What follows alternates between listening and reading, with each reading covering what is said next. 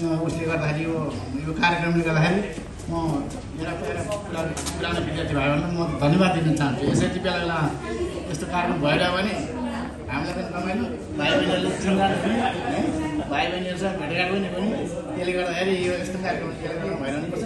अब चाहिँ धेरै वर्षमा ग्याप भयो भने बिर्सिन सक्छ।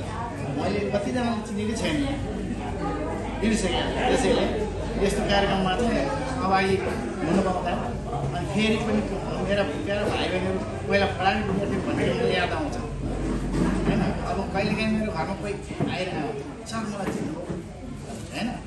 त्यति बेला मैले चिने हुँदा मैले बिर्सिरहेको नाम भने पनि अलिअलि सम्झना आउँछ कि।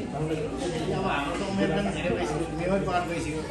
त्यसले गर्दाखेरि बिर्सेका हुन्छ। बोल्न चाहन्छु यति भन्दै म आफ्नो चाहिँ छोटो भनाइलाई यही धेरै धेरै धन्यवाद।